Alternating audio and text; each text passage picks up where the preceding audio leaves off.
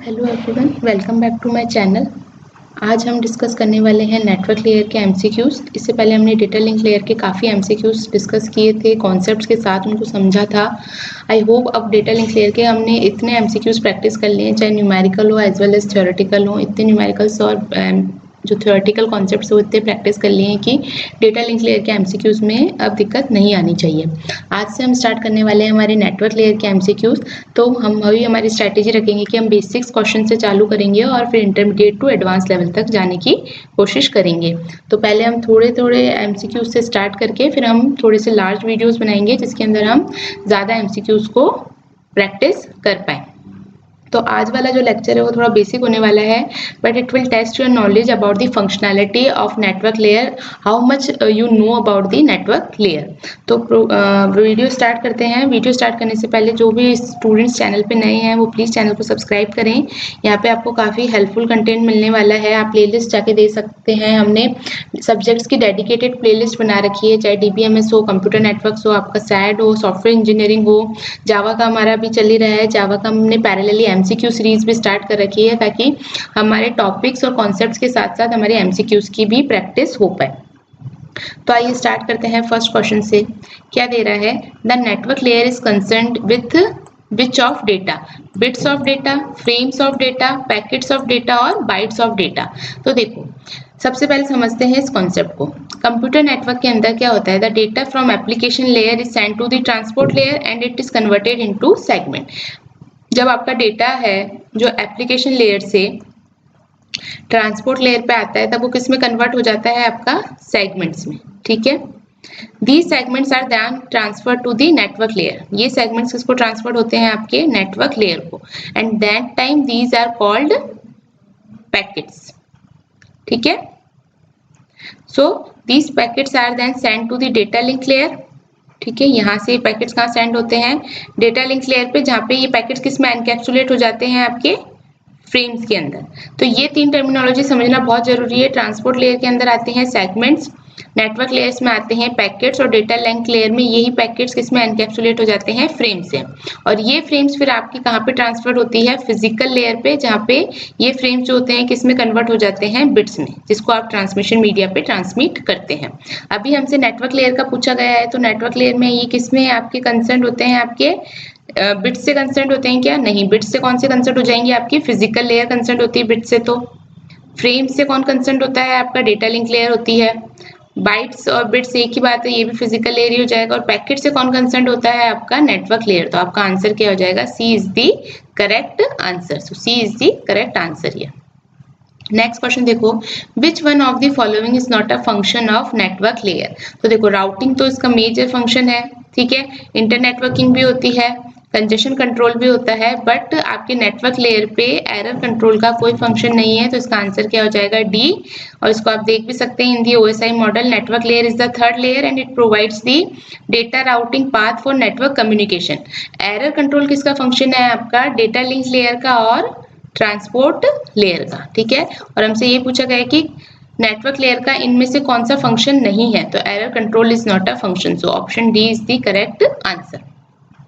Next देखो, a 4 byte IP address consist of only network address, only host address, network address and host address, or network address and MAC address. So see, your IP address is a combination of your network address and host address. So option C is the correct answer. अगर हम इसके concept को देखना चाहें तो क्या है? An IP address 4 bite है, 4 बाइट को अगर आप बिट्स में कन्वर्ट करोगे तो कितना हो जाएगा? 32 बिट। ठीक है, and that means it is of 4 byte. ठीक है, चाहे आप 32 बिट बोल ले या 4 बाइट बोल ले, एक ही बात है। And it is composed of your network and host portion. Okay, and it depends on the address class. आपने कौन सी क्लास यूज की, क्लास A है, क्लास B है, उसके भी हम क्वेश्चन सॉल्व करेंगे तब आपको पता चलेगा। बाकी हमने बहुत डिटेल में स्टडी भी किया था जब हमने लेक्चर्स देखे थे। ठीक है, the size of the host address and network address also depends on the class of the address in classful IP addressing. ठीक है, चाहे आप क्लास A की बात करें, क्लास B, C, D। ठीक है, तो अकॉर्डिंग टू द क्लास जो है आपके नेटवर्क और होस्ट पोर्शन की जो बिट्स हैं वो डिपेंड करती है और वेरी करती है। ठीक है, नेक्स्ट देखो, in virtual circuit network each packet contains, देखो वर्चुअल सर्किट नेटवर्क जो होता है उसके अंदर हर पैकेट के अंदर क्या होता है, एक शॉर्ट वीसी नंबर होता है, ठीक है।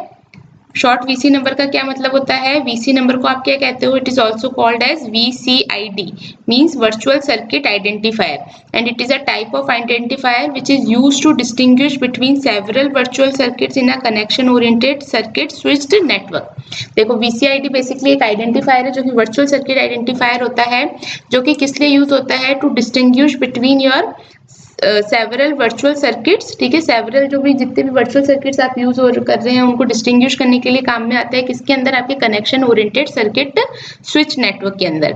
And each virtual circuit is used to transfer the data over a large packet switched network, ठीक है। ये आपकी वर्चुअल सर्किट की फंक्शनैलिटी है।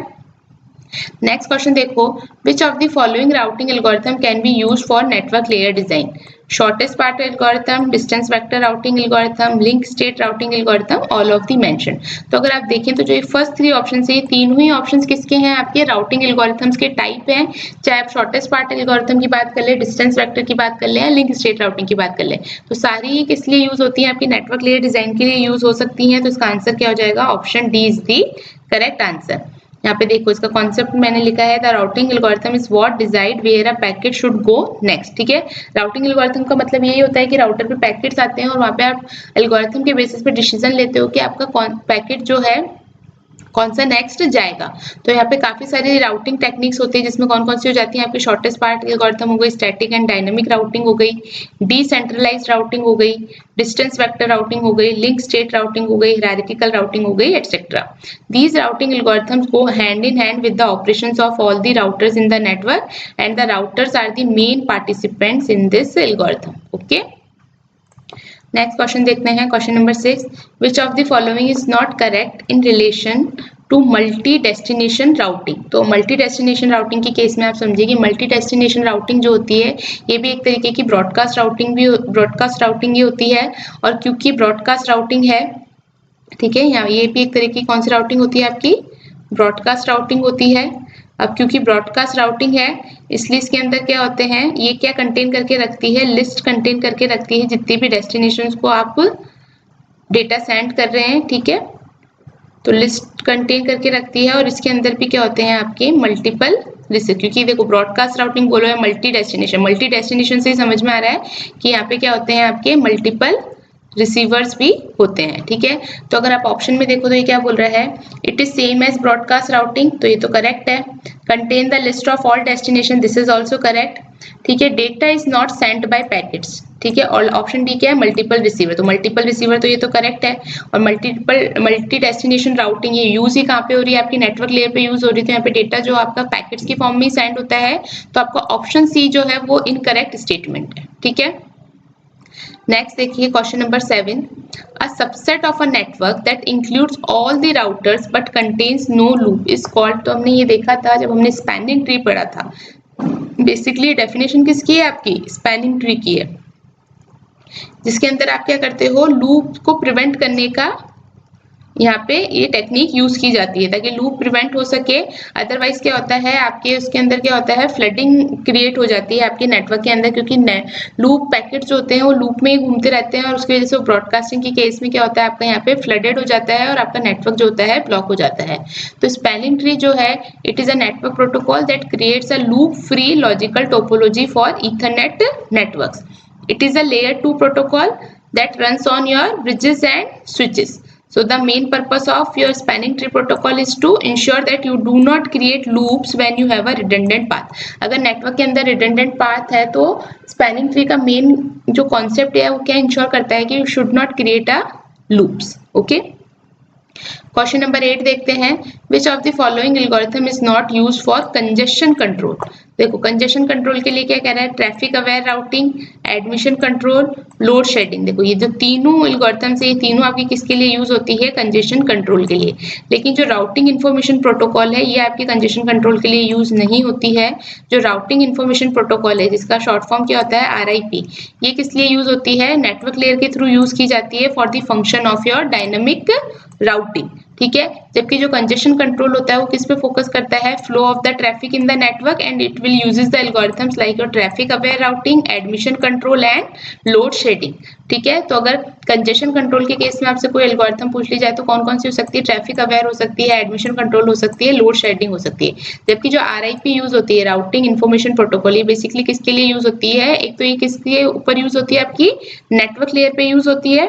ठीक है, एंड ऑल्सो किस लिए यूज की जाती है, इसकी फंक्शनिंग क्या होती है, डायनेमिक राउटिंग के लिए। ठीक है, नेक्स्ट देखो question number 9, the network layer protocol for internet is, देखो ये तो सबको आई थिंक सबको ही पता होगा क्या कौन सा प्रोटोकॉल यूज होता है, इंटरनेट प्रोटोकॉल IP। ठीक है, ऑप्शंस देखो क्या दे रखे हैं, ईथरनेट, ईथरनेट आपका डेटा लिंक लेयर पे यूज होता है, इंटरनेट प्रोटोकॉल आपका नेटवर्क लेयर पे यूज होता है, और हाइपर टेक्स्ट ट्रांसफर प्रोटोकॉल और फाइल ट्रांसफर प्रोटोकॉल किस पे यूज होते हैं, आपके एप्लीकेशन लेयर पे। तो यहाँ पे पूछा गया है कि नेटवर्क लेयर प्रोटोकॉल कौन सा यूज होता है इंटरनेट के लिए, तो इसका आंसर है आपका internet protocol. So option B is the correct answer.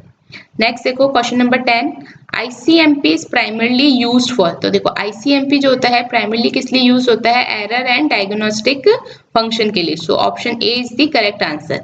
ICMP की फुल फॉर्म क्या है, internet control message protocol, and it is used by networking devices to send the error messages and operational information which is indicating a host और a router can not be reached. Okay, ICMP operates over the IP packet to provide the error reporting functionality as IP by itself cannot report error. ठीक है, तो ICMP basically किस लिए use होता है, आपका error के लिए एंड डायग्नोस्टिक फंक्शंस के लिए। तो that's it for this video. आज हमने 10 क्वेश्चंस कवर करे। नेक्स्ट वीडियो में हम कोशिश करेंगे कि हम 50 MCQs लेकर आए जो कि हमारी नेटवर्क लेयर की फंक्शनैलिटीज पे होंगी। उसके बाद हम जो नेक्स्ट लेक्चर देखेंगे उसके अंदर हम कोशिश करेंगे कि जितने भी MCQs हों वो हमारे क्लास के ऊपर फोकस हो, जिसमें नेटवर्क एड्रेस निकालना है या होस्ट एड्रेस निकालना है, सबनेट मास्क, सबनेट IDs निकालनी है, उस पर हम करेंगे। तो पहले हम डेडिकेटली स्पेसिफिक टॉपिक्स जो है नेटवर्क लेयर पे, चाहे आपके क्लासेस के हो गए, क्लासफुल एड्रेसिंग हो गई, क्लासलेस एड्रेसिंग हो गई, उस पर करेंगे। दूसरा हम देख लेंगे कि राउटिंग एल्गोरिथम्स के जो क्वेश्चंस आते हैं उन पे हम देख लेंगे। तो पहले स्पेसिफिक करेंगे और फिर हम उनको मिसलेनियस करके रखेंगे ताकि हमारे कॉन्सेप्ट्स भी क्लियर हो जाए, प्लस हमारी मोस्टली जितने भी इंपॉर्टेंट PYQs हैं उनकी MCQs की प्रैक्टिस हो जाए। तो वीडियो अच्छा लगा है तो प्लीज चैनल को लाइक कीजिए, सब्सक्राइब कीजिए एंड शेयर कीजिए। Thank you.